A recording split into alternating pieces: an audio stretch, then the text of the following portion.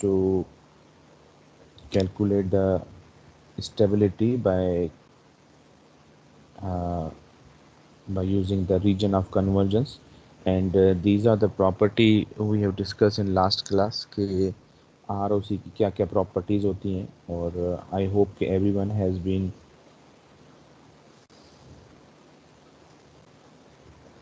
Very much satisfied कि आपके पास जो कॉन्सेप्ट है इसका उससे सेटिस्फाई होंगे. अगर कोई कन्फ्यूजन है तो please don't hesitate to ask me regarding the ROC.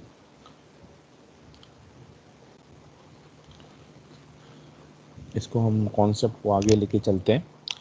Properties को हमने डिस्कस किया था सिग्नल एंड सिस्टम से, और properties of z transform I think के तकरीबन जो प्रॉपर्टीज़ जो यहाँ पर मेंशन की गई हैं, almost all properties are derived in signal and system, so I don't think so कि there should be any confusion कि आपके पास ये जो है linearity property है.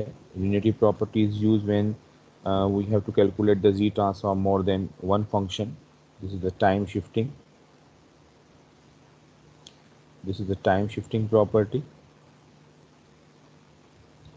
and this is the derivative. I think ये हमने property शायद drive नहीं की थी. उसके बाद ये है स्केलिंग प्रॉपर्टी है, और ये time inversion, and this is convolution property. Convolution property भी हमने ड्राइव की थी. And apart from that we have also derive the correlation property as well. Am I right? Yes, sir. So these are the properties which are generally used in calculating the Z transform,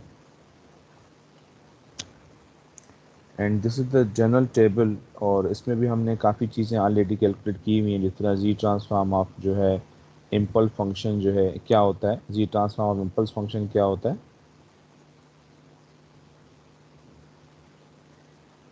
sir 1 होता है. Very good. तो यहाँ 1 mention करना, ये blank है तो 1 है. Unit step का हमने ये ड्राइव किया था, उसके बाद ये हमने कैलकुलेट किया हुआ था. और अगर आपके पास एक रैम फंक्शन है, this is actually ramp function. If you check it, आपके पास ये तो ए एन है, कोई कांस्टेंट मल्टीप्लाई हो रहा है, और उसके बाद ये इसका जो है जी ट्रांसफॉर्म आ गया. इसी तरह कोसाइन और साइन को भी हमने जो है वो ड्राइव किया था. तो ये उसके जो है एक्सप्रेशंस हैं.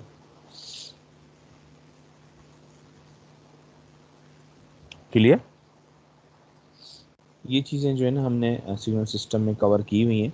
तो I am just giving you the overview so that we can move forward. If you feel any confusion तो आप पूछ सकते हैं मुझसे. सर एग्जांपल नंबर 5 आपने कल करवाई थी. जी जी जी बोले. कैलकुलेशन थोड़ी सी बता दें सर. ये माइनस एन होता है ना सर हमारे पास, जेड की पावर -n. जी जी जी जी ये एक्चुअली में हुआ ये कि इसमें जो है ना, आप सही कह रहे हैं, आपने सही पॉइंट आउट किया है. और ये में आप माइनस ही होगा, प्लस नहीं होगा, माइनस होगा. ये मैं यहाँ पर मेंशन कर देता हूँ, ये माइनस आ गया. और सर तो फिर ये किस तरह से हमने किया? हमारे पास हमने तो आगे देखें, आप पावर हमने कॉमन की हुई ए और जेड. आगे सॉल्यूशन किस तरह से किया? इस तरह हो सकता है. यस सर, ये हो सकता है possible. सर इसी इस तरह तरह भी नहीं सॉल्व हो किया. सकता क्योंकि ए की पावर +n है ना, पॉजिटिव है. इस तरह से नहीं सर, हो जाएगा ठीक.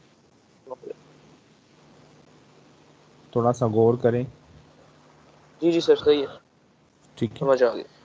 असल में मैं जब फार्मूले टाइप कर रहा था ना, तो उसमें मैं भी कहीं पर ये टाइपिंग मिस्टेक हो गई है, तो इसको प्लीज़ आप करेक्ट कर लीजिएगा. वैसे आपने पॉइंट आउट सही किया है कि माइनस की साइन होगी. Anything else?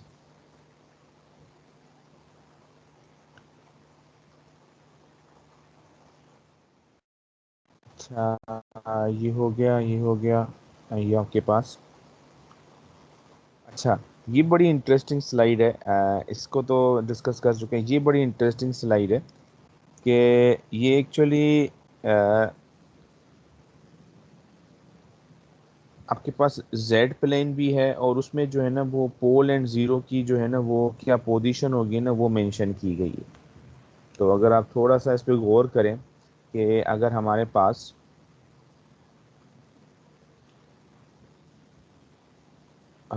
पास यहाँ पर ये सीक्वेंस है, अगर हमारे पास ये सीक्वेंस है जो कि राइट हैंड साइड पे मूव हो रही है, तो उसकी जो है ना ये पोल ज़ीरो की लोकेशन, पोल एंड ज़ीरोस। इसी तरह यहाँ पर अगर आप देखें,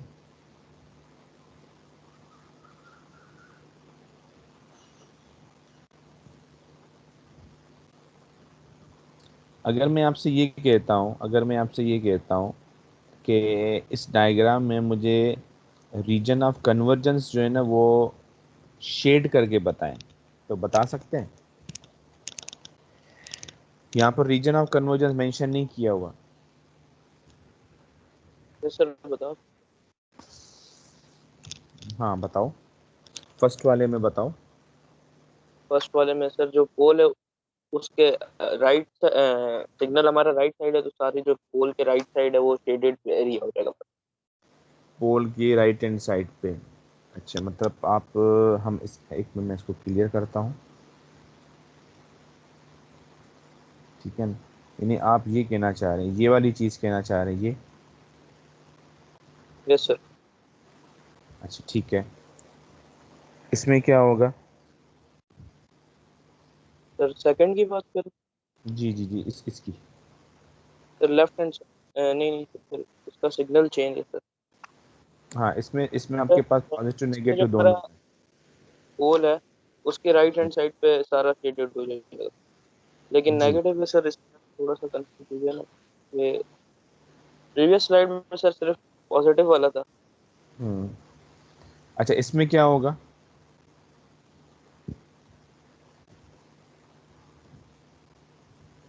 इस वाले में सर क्या नो होगा? आइडिया। चल इसका बता, इसने इस वाले का। होना तो राइट साइड पे चाहिए। देखें, ये एक्चुअली अगर आप देखें ना सिग्नल को, तो ये यूनिट स्टेप सिग्नल है ना, अगर देखा जाए तो यूनिट स्टेप सिग्नल है। और हमने यूनिट स्टेप फंक्शन को ऑलरेडी ड्राइव किया हुआ है कि यूनिट स्टेप फंक्शन में एक्चुअली क्या हो रहा है।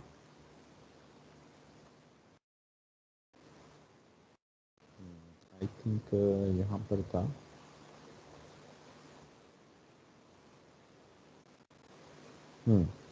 ये यूनिट स्टेप फंक्शन है ना, हमने यूनिट स्टेप फंक्शन को ड्राइव किया, फिर हमारे पास z/z-1 ये फैक्टर आ गया। तो हमने ये कहा कि इसका पोल जो है z=1 पे होगा, और इसका रीजन ऑफ कन्वर्जेंस क्या होगा कि z=1 से आगे जो भी वैल्यूज़ हैं वो वहाँ पर इसका रीजन ऑफ कन्वर्जेंस होगा। करेक्ट? जिसे यहाँ से भी अंदाज़ा हो रहा है हमें कि 1 पे इसका पोल आ रहा है। जब 1 पे इसका पोल आ रहा है, यानी यहाँ पर अगर इसका पोल आ रहा है, तो यानी ये जो 1 है,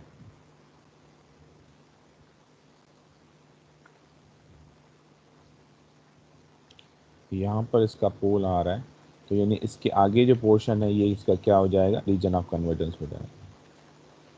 यही था ना? Yes sir. तो ये एक्चुअली आपके पास जो ये इस डायग्राम में अगर आप देखें, तो यहाँ पर भी यही काम हो रहा है कि रीजन ऑफ कन्वर्जेंस आपके पास ये आ जाएगा।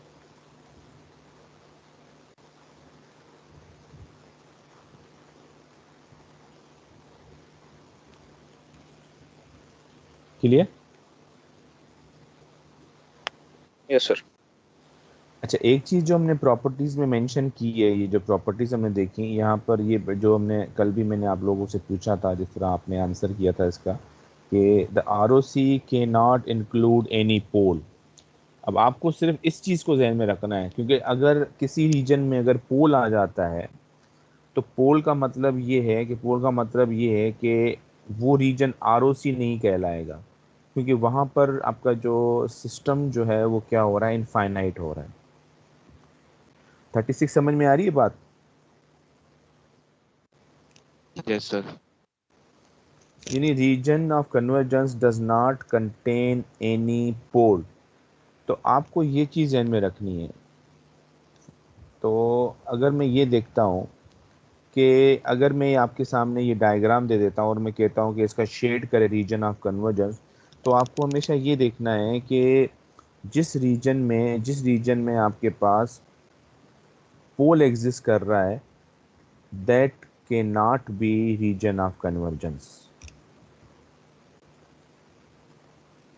लेकिन सर पहले सीक्वेंस का जेड ट्रांसफॉर्म तो लेना होगा ना।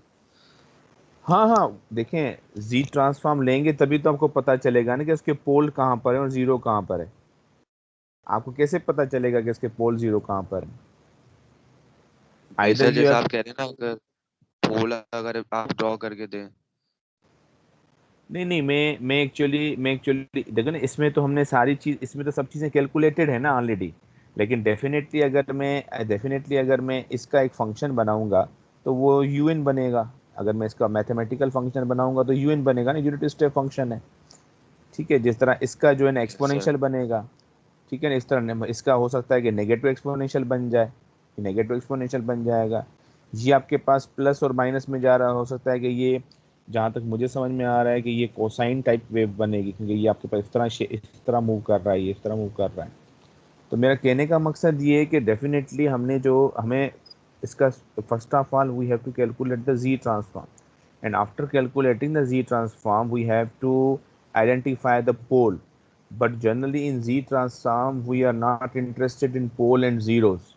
We are interested in plotting the unit circle or the circle which has a specific radius depending upon the result of the function. Then we can easily identify the region of convergence. But यहाँ पर मैं किस वजह से explain कर रहा हूँ, ताकि आप रिलेट कर सकें दोनों चीज़ों को, यूनिट सर्किल को और पोल एंड जीरो को। अदरवाइज कभी भी रीजन ऑफ कन्वर्जेंस में आपको पोल और जीरो मेंशन नहीं करने पड़ते। There is no need to mention pole and zeros, but it is basically relation between the pole zeros and the region of convergence, nothing else. सही है सर। क्लियर? तो इसी वजह से जिस तरह मैं सपोज करो कि मैं एक आपको एक क्विज में ये चीज़, ये पूरा एक पेज दे देता हूँ, ये पूरा डायग्राम दे देता हूँ, ये 6 डायग्राम देता हूँ। मैं कहता हूँ कि अच्छा इसका रीजन ऑफ कन्वर्जेंस आप जो है ना वो स्केच करो, इस पे ड्रॉ करो, रीजन ऑफ कन्वर्जेंस हाईलाइट करो। अब उसमें आपको इन फंक्शंस का जी ट्रांसफॉर्म कैलकुलेट नहीं करना है, because you already know the position of zeros and pole. According to zeros and poles, you can easily identify the region of convergence, because where there is a pole, it means it cannot be region of convergence.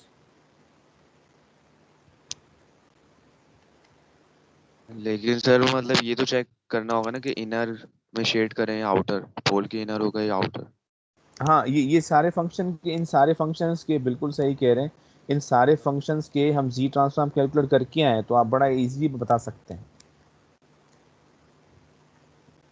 जिस तरह हमने unit step का solve किया हुआ है, तो आप बता सकते हैं कि क्या होगा। जेड अभी मैंने बताया था, z upon z minus one है। तो यूनिट सर्किल के आउटसाइड का जो सर्किल, यूनिट सर्किल के आउटसाइड का जो पोर्शन है, that is our region of convergence. इसी तरह एक्सपोनेंशियल फंक्शन का ठीक है अगर सर। हम देख लेते हैं, एक्सपोनेंशियल फंक्शन का अगर हम देख लेते हैं, यहाँ पर शायद मेंशन नहीं है, टेबल में मेंशन किया होता है। उसका फंक्शन आप देखेंगे, इस तरह का जो रिजल्ट आएगा उससे आपको अंदाज़ा हो जाएगा कि ये बेसिकली कहाँ पर एग्जिस्ट कर रहा है। ठीक है।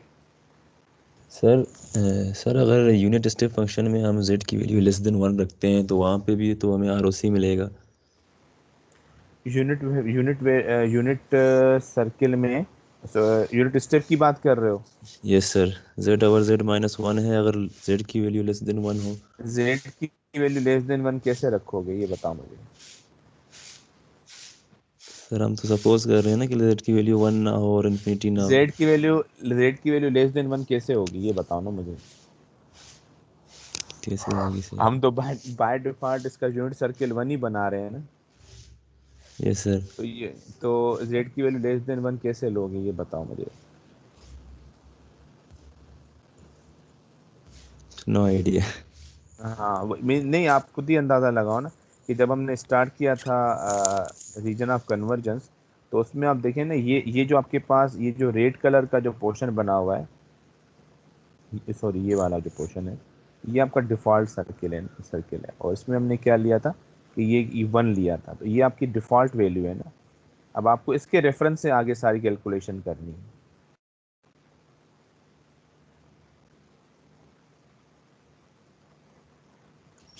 Okay sir.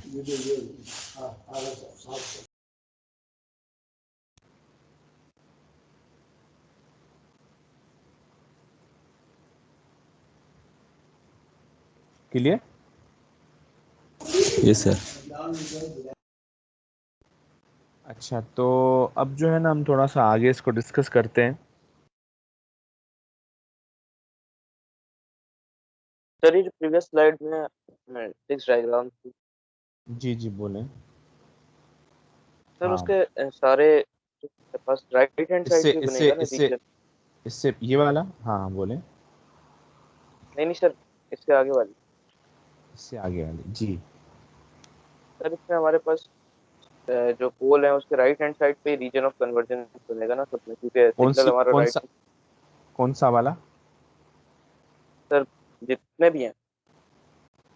एक मिनट मैं इसको मिटा देता हूँ। अब मुझे बताओ, ये फर्स्ट है, सर ये ये सेकंड है, ये थर्ड है, ये फोर्थ है, फिफ्थ एंड सिक्स्थ, हाँ उसकी बात कर रहे हो। सर के अलावा बाकी जो हमारे पास सारे सिग्नल्स हैं वो हमारे पास राइट हैंड साइड के सिग्नल हैं। हम्म मतलब लेकर पॉजिटिव इन्फिनिटी तक जा रहे हैं। हम्म। हमारे पास जो रीजन ऑफ कन्वर्जेंस बनेगा वो पोल के हमेशा राइट हैंड साइड पे बनेगा सबके, या कोई चेंज हो। रीजन ऑफ, अब फॉर एग्जांपल आप इसकी बात कर रहे हैं, अगर मैं 4 की बात करूँ, इसकी बात कर रहे हैं अगर आप। सर 4 की बात कर लें, 6 की बात कर लें, या 2 की बात कर लें। समझ गया, you are talking about this portion, इस पोर्शन की बात कर रहे हैं ना आप। Yes sir. देखो इसमें होता ये है कि सबसे पहले तो हमें ये आइडेंटिफाई करना है कि अगर मेरे पास ये फंक्शन है, अगर मेरे पास ये फंक्शन है, तो ये इसका एक्चुअली जी ट्रांसफॉर्म बनेगा क्या। अब ये जो हमने पोल प्लॉट किया है उसको देखते हुए किया है ना, ये हमने ऐसे एज्यूम नहीं किया हुआ पोल ना। हमने जो है इसका जो जी ट्रांसफॉर्म लिया है। आई थिंक ये एक कोसाइन वेव की तरह फील हो रहा है मुझे, क्या ख्याल है? जी सर, कोसाइन वेव की तरह। कोसाइन। अब आपको पहले जो कोसाइन फंक्शन है, कोसाइन फंक्शन अगर हम देखते हैं यहाँ पर, तो कोसाइन फंक्शन का जी ट्रांसफॉर्म जो है वो ये है। अब इसको आपको पहले सिंप्लीफाई करना पड़ेगा, उसके बाद इसके पोल्स एंड जीरोस निकालने पड़ेंगे, ठीक है ना। अब देखो यहाँ पर इसका आरओसी क्या मेंशन किया हुआ है, z greater. Is greater than r है।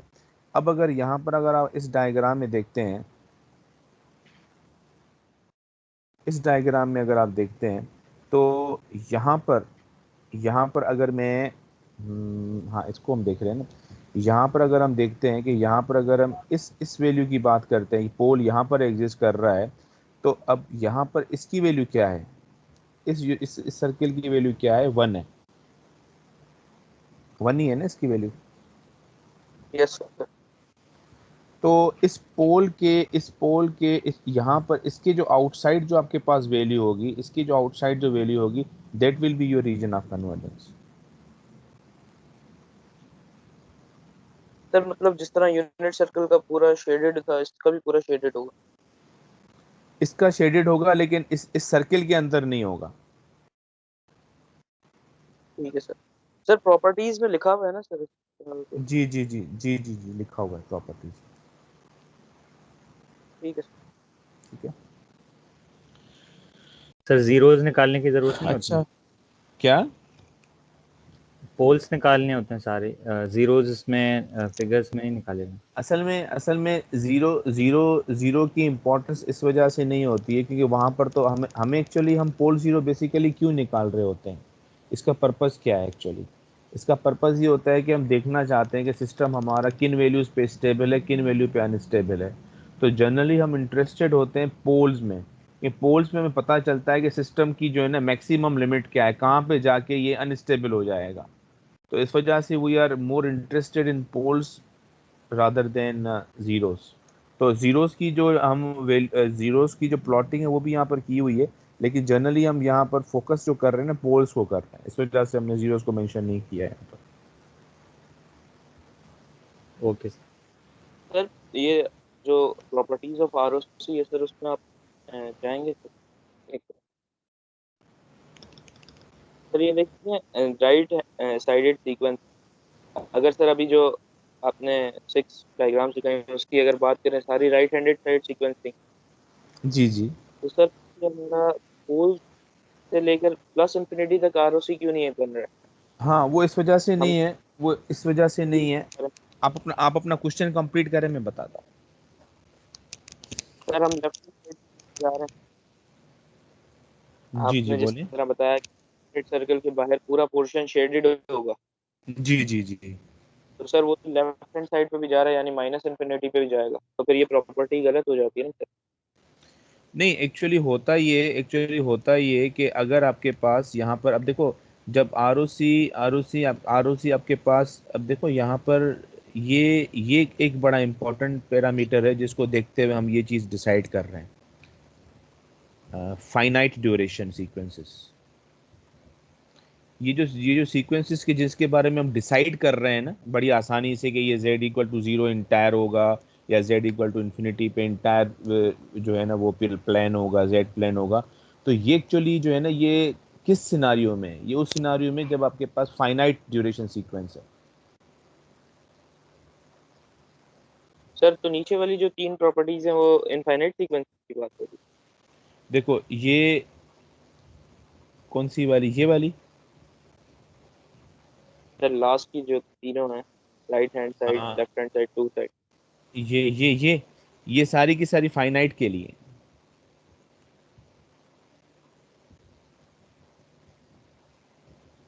ये सर सारी की सारी फाइनाइट के लिए फाइनाइट। जी जी जी। यही तो कि फिर ये लेफ्ट हैंड साइड पे क्यों हमारा रीजन ऑफ कन्वर्जेंस बन रहा है? इसकी बात कर रहे हो?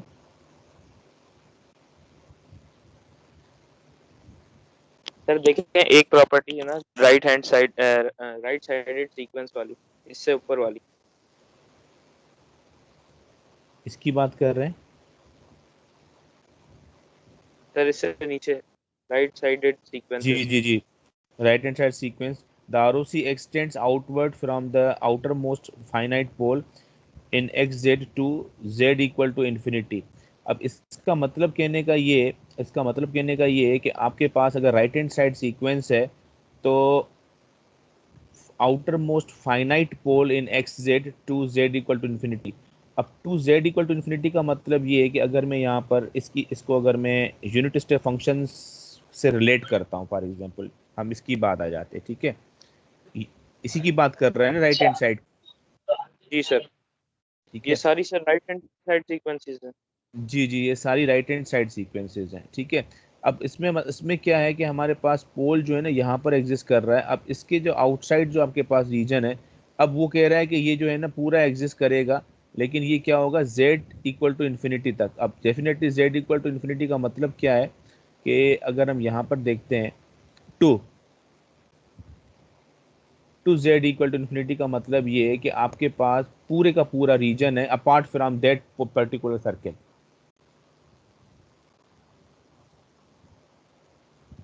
सर ये जो हमारा हॉरिजॉन्टल एक्सिस है, ये जेड पे नहीं है अगर देखा जाए तो फिर इस और हिसाब से तो फिर horizontal axis, sir horizontal axis पे जो पॉजिटिव इन्फिनिटी और नेगेटिव इन्फिनिटी, इधर उसकी बात हो रही है या कोई और की बात हो नहीं, एक्चुअली हो रहा ये है कि आपके पास जेड बेसिकली है क्या, आप देखो, जेड बेसिकली है क्या? जेड एक एक्सपोनेंशियल फंक्शन है ना, आपको पता, जेड की जगह अगर वैल्यू देखते हैं कि जेड को अगर आप डिफाइन करते हैं तो जेड बेसिकली क्या है? ये है जेड।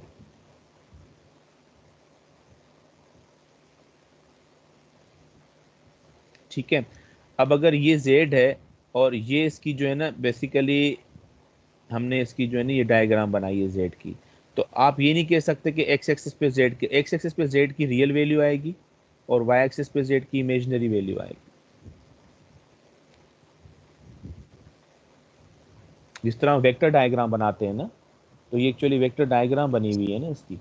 सर राइट, जो हमारा हॉरिजॉन्टल एक्सिस है उस पर रियल वैल्यू आएगी z की, जेड की, जी। उस पर right hand side positive infinity होगा और लेफ्ट हैंड साइड पे नेगेटिव इन्फिनिटी होगा सर, अगर हम जी, ग्राफ एक्सटेंड करें। रियल पार्ट की बात करते हैं अगर हम। जी सर, जी। हम्म, तो सर प्रॉपर्टी में यही लिखा हुआ है ना कि extend to positive infinity from x z to positive infinity, देखें हाँ। सर। फिर ये signal left hand side negative infinity की साइड भी तो जा रहा है, तो रीजन ऑफ कन्वर्जेंस की बात है। यहाँ पर हम इस डायग्राम इसकी बात करते हैं कि इसकी बात कर रहे हो, अगर हम यहाँ पर राइट हैंड साइड की बात कर, राइट हैंड सीक्वेंस की बात कर रहे हैं, ये क्या इस यानी इस ये है ना एक्चुअली जो हमारा जो क्वेश्चन है वो ये है ना। यस सर, ये है। हाँ, तो अगर हम इस पे आप गौर करें तो आप ये आपका क्वेश्चन ये है कि जो है ये इस साइड पे क्यों जा रहा है। Yes sir. एक्चुअली इस साइड पे जो है ना, देखें ना, अगर आप यहाँ पर कंपेयर करो कि ये वाला साइड जो है ना वो ज़्यादा है एज कंपेयर टू इसके।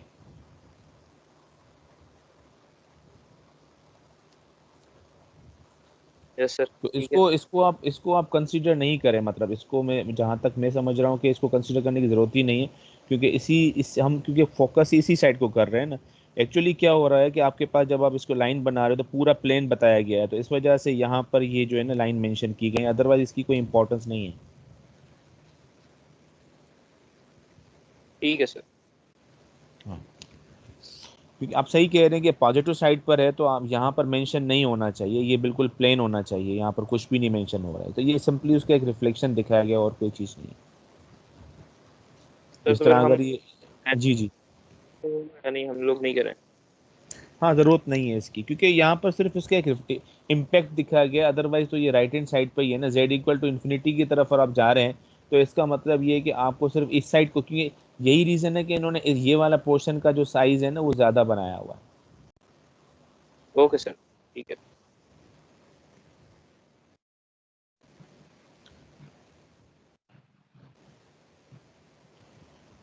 Yes, anything else. अब हम आगे चलते हैं।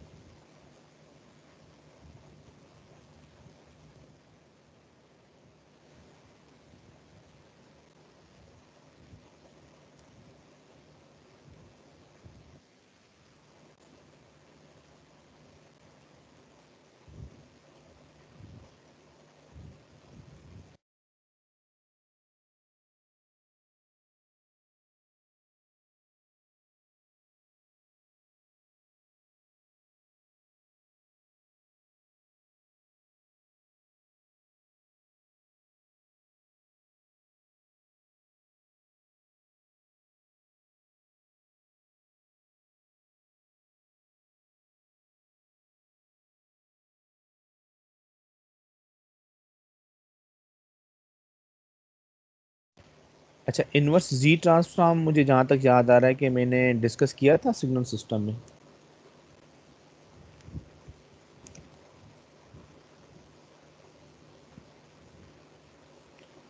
इनवर्स जी ट्रांसफॉर्म मैंने डिस्कस किया था सिग्नल सिस्टम में। सर मेरे ख्याल से किया था एक। Yes sir. अच्छा, इनवर्स जी ट्रांसफॉर्म बेसिकली क्या होता है, यानी अगर हम यहाँ पर देखते हैं कि अगर जिस तरह इनवर्स फोरियर ट्रांसफॉर्म है, इनवर्स लेप्लास ट्रांसफॉर्म, इस तरह इनवर्स जी ट्रांसफॉर्म बेसिकली क्या होगा कि whenever we are taking the z transform of x n, तो हमें क्या मिलेगा, यानी अगर हम जी ट्रांसफॉर्म लेते हैं तो we are getting x of z. Sir वापस वही सीक्वेंस मिल जाएगी। जी, और अगर मैं इन्वर्स, यानी ये आपके पास जी ट्रांसफॉर्म हो गया, और अगर हम यहाँ पर इन्वर्स जी ट्रांसफॉर्म लेंगे तो मैं एरो को क्या कर दूंगा, सिर्फ इस तरफ कर दूंगा कि आपके पास इन्वर्स जी ट्रांसफॉर्म है। Definitely whenever there is z transform there should be inverse z transform if I want to get back my sequence। हाँ, मुझे याद आ रहा है कि मैंने एक फाइनाइट सीक्वेंस है, उसका जब हमने z ट्रांसफॉर्म लिया था तो उसका फिर हमने इन्वर्स z ट्रांसफॉर्म लिया था, बिल्कुल सही कह रहे हैं। लेकिन मसला ये आता है कि जब अगर in case of finite sequence, ये तो बड़ा आसान है ना, अब आपने याद होगा आपको, या अगर नहीं है तो ज़रा देख लीजिएगा आप क्लास वक्त में। लेकिन अगर हमारे पास फाइनाइट सीक्वेंस के बजाय अगर इनफाइनाइट सीक्वेंस है तो उस केस में बड़ा प्रॉब्लम होता है। उस केस में आप स्ट्रेट अवे इसको जो है ना सॉल्व नहीं कर सकते। तो उसके लिए जो है ना ये दो बड़े इंपॉर्टेंट मेथड्स हैं। एक जो है ना सिंथेटिक डिवीज़न मेथड है जिसे हम लॉन्ग डिवीज़न कहते हैं, और दूसरा आप सब फेमिलियर हैं उससे, which is a partial fraction method और पार्शियल फ्रैक्शन एक्सपेंशन। तो इन दोनों को हम जो है ना डिस्कस करने जा रहे हैं। पार्शियल सिंथेटिक डिवीज़न की अगर हम बात करते हैं तो उसकी एक एग्जांपल हम ले रहे हैं कि हमारे पास ये क्वेश्चन है। अब मुझे जो है ना इसका जो है इनवर्स जी ट्रांसफॉर्म अगर लेना है, ये क्वेश्चन है, इसका इनवर्स जी ट्रांसफॉर्म मुझे लेना है, ठीक है। तो अगर मैं किसी किसी फाइनाइट सीक्वेंस अगर होती है तो उसका तो बड़ा आसान है। हम वहाँ पर जहाँ Z3 है वहाँ पर हमने xn-3 की जो वैल्यू है वो प्लेस कर देते हैं एंड सो ऑन। अगर पॉजिटिव पावर है तो नेगेटिव वैल्यू लेते हैं, नेगेटिव पावर है तो पॉजिटिव वैल्यू लेते हैं। लेकिन क्योंकि यहाँ पर फ्रैक्शन एक सिस्टम की फॉर्म में है तो इसके लिए अगर मैं इसको लॉन्ग डिवीज़न मेथड से सॉल्व करता हूँ तो लेट्स चेक कि how we can solve it by long division method. तो ये आपके पास एग्जाम्पल है। अब मैंने इसको स्ट्रेट अवे डिवाइड किया है, यानी this is our numerator, this is our denominator. और यहाँ पर अगर आप देखें तो ये मैंने न्यूमरेटर मेंशन किया हुआ है, this is numerator and this is denominator.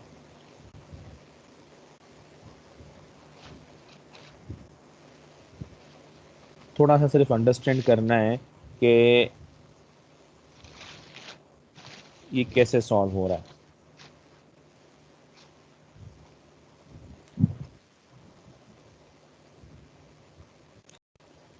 Yes, आ रही बात समझ में? कुछ सिंथेटिक डिवीजन का है आइडिया, पहले कहीं किए perform? Yes sir. Good. Yes तो ज़रा सर। जी जी बताएं आप ज़रा कैसे हो रहा है ये। सर ये वही वाली है ना जैसे फर्स्ट ईयर में की थी? आप बताएंगे तो मुझे पता चलेगा। आप मुझे ये बताएं कि ये कैसे सॉल्व हो रहा है, ये सामने जो आपको नज़र आ रहा है।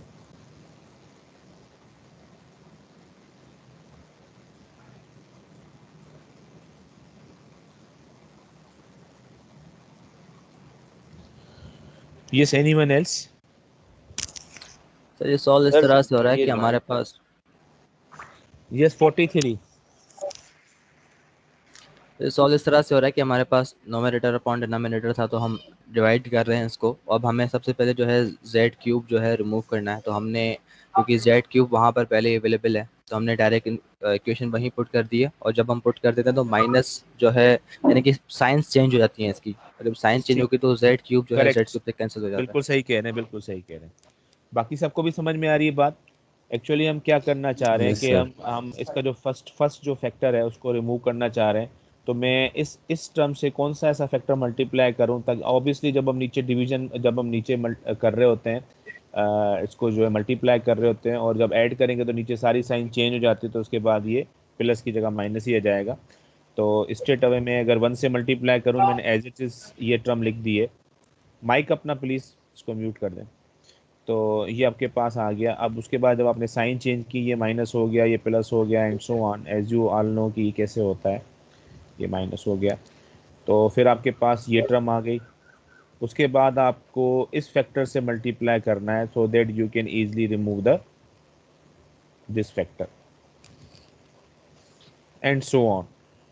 अब आपको जो है ना अगर आप यहाँ पर देखते हैं, अगर आप यहाँ पर में देखते हैं कि एक पर्टिकुलर पैटर्न जनरेट हो गया है, कि आपको एक अंदाज़ा हो गया है, एक फेमिलियरिटी हो गई कि अच्छा 0.5z-2 है, नेक्स्ट टर्म में भी 0.6z-3 एंड सो ऑन। तो फिर आप 3 से 4 टर्म्स निकाल के फिर आप वहाँ पर रुक जाएंगे।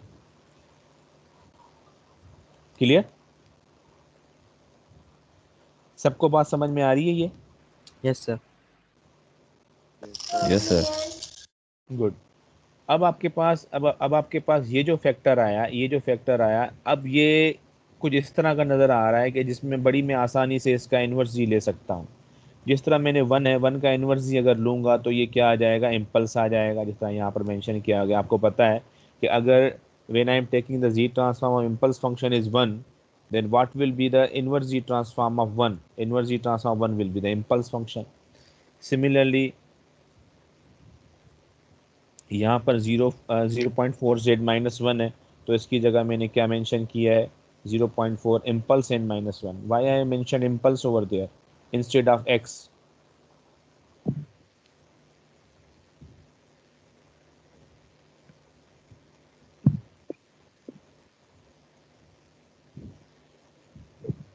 Why I mentioned impulse instead of x? Yes, 36. Sir वो कांस्टेंट नंबर भी है ना हमारे पास 0.4। हाँ, कोई मतलब एक्स एन की टर्म नहीं है, इस वजह से अब हम डेफिनेटली तो हम यहाँ पर वो यानी अगर कोई एक्स एन की टर्म नहीं है तो हम डेफिनेटली हम क्या करेंगे, इसको 1 अज्यूम करेंगे and it will be the impulse function. Similarly यहाँ पर अगर आप देखते हैं तो ये आपके पास क्या आ गया, 0.5 n-2 आ गया। अब n-2 मैंने क्यों लिया है, पावर की वजह से। आगे सीक्वेंस जी जी। अब हमने यहाँ पर डॉट डॉट दिया है, तो आपको अगर जैसे अनटिल अनलेस के यू डोंट अंडरस्टैंड और डोंट प्रेडिक्ट द पैटर्न, आपको उसको डिवीजन करते जाना है। जैसे आपको एक अंदाज़ा हो जाता है कि एक जो है ना डिवीजन का एक पैटर्न जनरेट हो रहा है, जिस तरह अगर मैं नेक्स्ट स्टेप पे चला जाऊँ तो ये क्या हो जाएगा, 0 + 0.6 और z-3 हो जाएगा एंड सो ऑन हो जाएगा। तो इस वजह से इसको हमने यहाँ पर स्टॉप किया हुआ है, अदरवाइज तो पूरा कैंसिल आउट हो जाएगा, तो 0 हो जाएगा, दैट्स ऑल। लेकिन यहाँ पर ये चीज़ हो रही है तो इट मीन्स कि it is a pattern predict कर रहे हैं, तो वहाँ पर आपको रुक जाना है, कोई इशू नहीं है। So the inverse z transform of this function will be clear.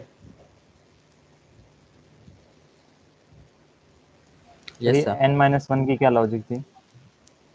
Ji, n-1 की लॉजिक ये होती है कि अगर आप z-1 अगर आप देखते हैं तो z-1 इंडिकेट कर रहा होता है कि अगर आप यहाँ पर डिले प्रॉपर्टी अगर अप्लाई करें, हमने टाइम शिफ्टिंग प्रॉपर्टी जी ट्रांसफॉर्म की अभी हमने डिस्कस की थी थोड़ी देर पहले, और हमने इसको प्रूव भी किया है।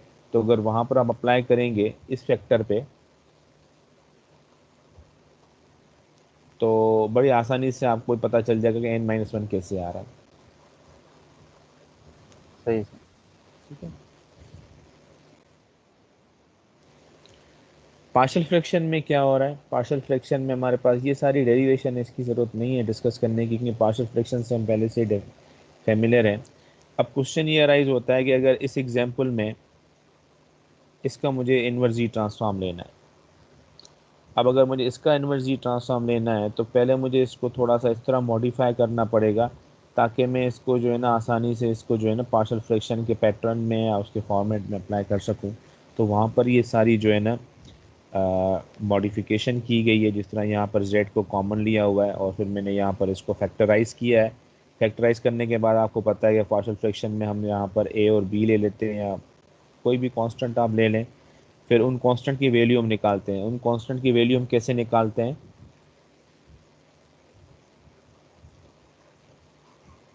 सर एलसीएम लेंगे, एक्सप्रेशन बनेगी, कैंसिल आउट हो जाएगी।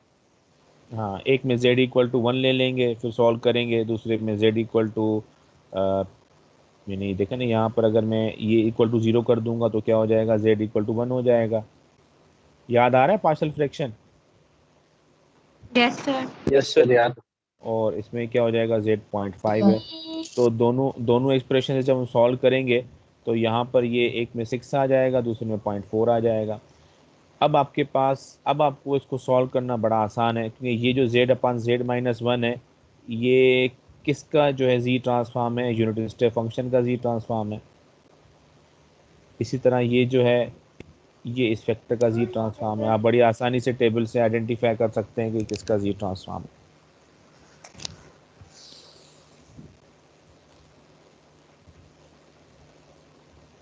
क्लियर। Yes sir. तो ये मुझे जो है ना ये सर नेक्स्ट क्लास, जी बोले। सर 1 की पावर n दी हुई है, यूनिट स्टेप है ना सर।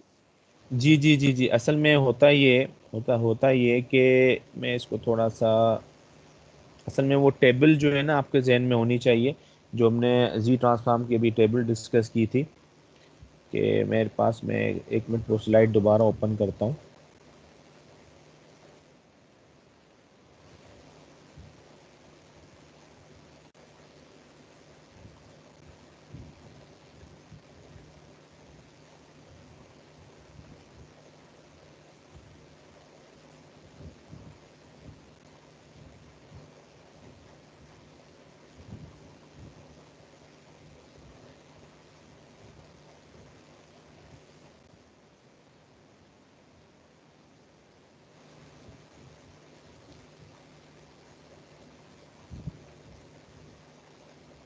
टेबल नज़र आ रही है अब आपको ये?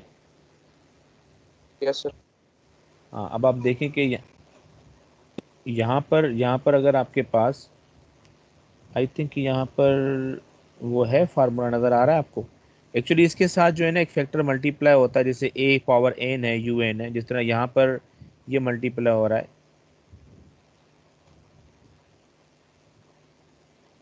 जिस तरह यहाँ पर ये ना, अगर मैं इस फार्मूले की बात कर रहा हूँ, ये फार्मूला आपके पास है, तो इस फार्मूले में आपके पास ये ए एन जो है ना, ये ए एन बेसिकली क्या है, कांस्टेंट है और उसकी पावर एन है, तो वो जब मल्टीप्लाई होता है तो वहाँ पर उसकी पावर आ जाती है। तो ये एक फार्मूला है, बड़े आसानी से इसको अंडरस्टैंड कर सकते हैं टेबल से।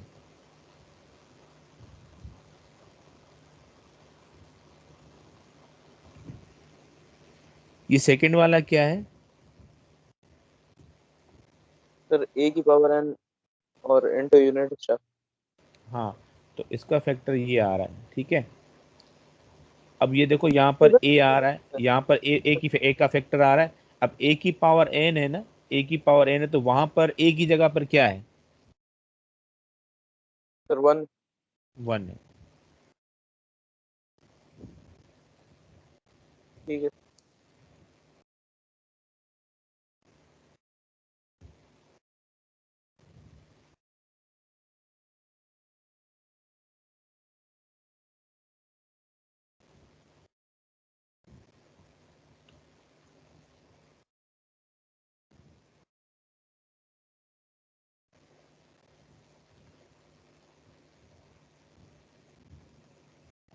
ठीक है, तो यहाँ पर एक्चुअली ये ए की जगह पर ये आपके पास क्या आ जाएगा, ये एक जनरल फॉर्म है इसकी ना, तो इस वजह से ये एन आ रहा है।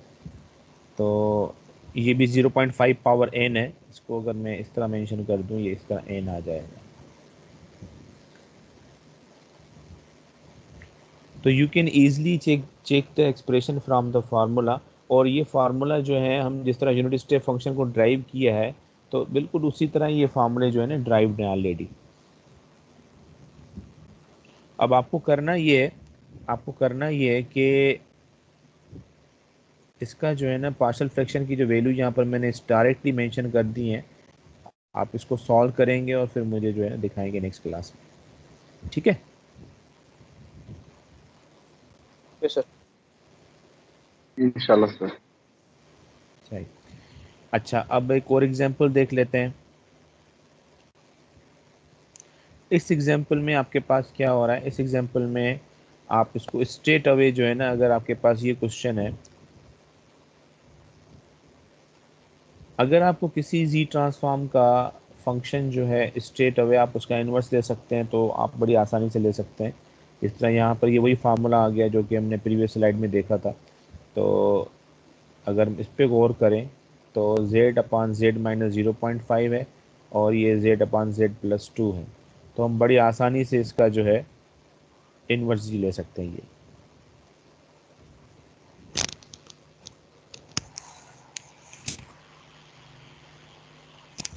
By using this formulas from the table, एक ये फार्मूला है और एक ये फार्मूला है।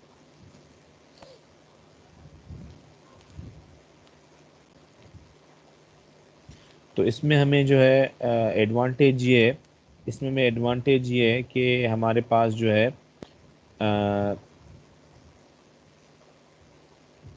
ना कोई हम इसमें लॉन्ग डिवीजन अप्लाई करेंगे, ना इसमें पार्शियल फ्रैक्शन, बिकॉज हम स्ट्रेट अवे इसका जो है inverse transform by using the formula हम इसको स्ट्रेट अवे जो है इसको सॉल्व कर सकते हैं।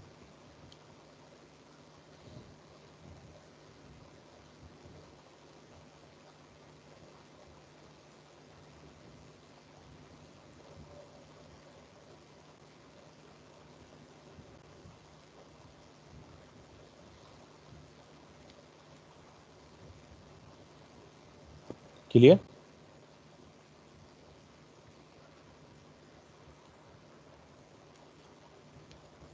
यस इसको सर। देखें, कोई चीज़ अगर क्लियर नहीं हो रही है तो आप प्लीज़ पूछें।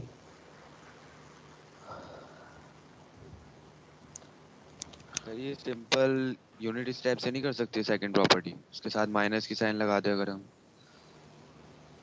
यूनिट स्टेप से हम कर सकते हैं, लेकिन उसमें फिर आपको असल में ये एक्चुअली जो एक्सप्रेशन है ना यहाँ पर, ये यूनिट स्टेप का ही है।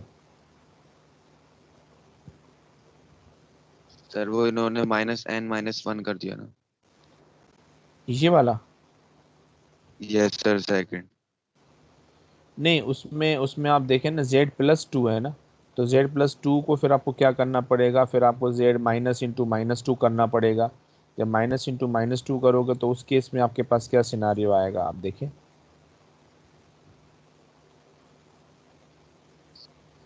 डिलेड हो जाएगा ना।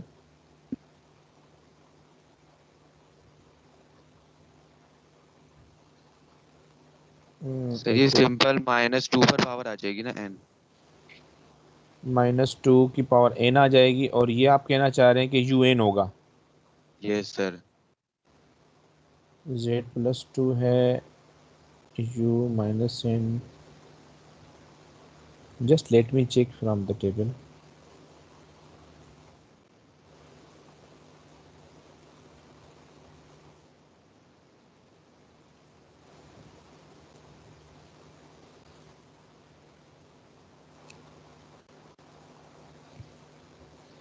नहीं, बात तो आप सही कह रहे हैं, क्योंकि ये अगर मैं इसको ये लिख रहा हूँ z-(-2) लिख रहा हूँ,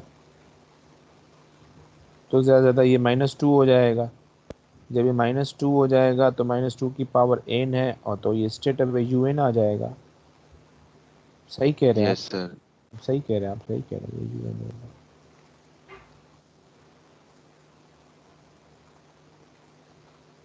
तो हम इस फार्मूले को अप्लाई करने की ज़रूरत ही नहीं है, मतलब ये तो वही मेरे ख्याल में बस यही सही है। ठीक है ना?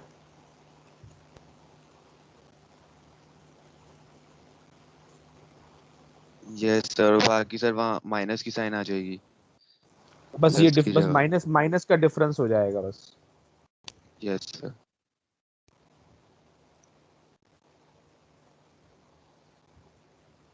इसका आप मुझे आरओसी प्लॉट करके दिखाएंगे। एक तो प्रीवियस एग्जांपल का पार्शियल फ्रैक्शन की जो कैलकुलेशन है वो करेंगे, और इसका मुझे आरओसी मालूम करके दिखाएंगे आप लोग। ठीक है? ये इसका ठीक आरओसी है जो है ना सर। एक रेंज, इसकी रेंज में है।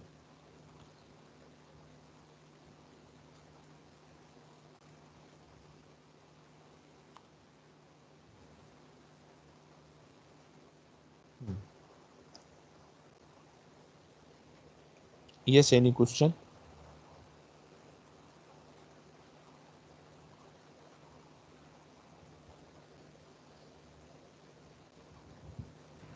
No sir. ठीक है, तो आज यहीं तक ही रखते हैं, इंशाल्लाह फिर नेक्स्ट वीक इसको कंटिन्यू करेंगे। अगर कोई क्वेश्चन है तो पूछ लें, वरना फिर मैं अटेंडेंस स्टार्ट कर लूँ। आपको दो चीज़ें करनी है, एक तो इस वाले एग्जांपल का आरओसी निकालना है, और दूसरा इसकी कैलकुलेशन करके जो आपके पास ए और बी की वैल्यूज़ आ रही हैं वो आपको निकालनी है। ठीक है?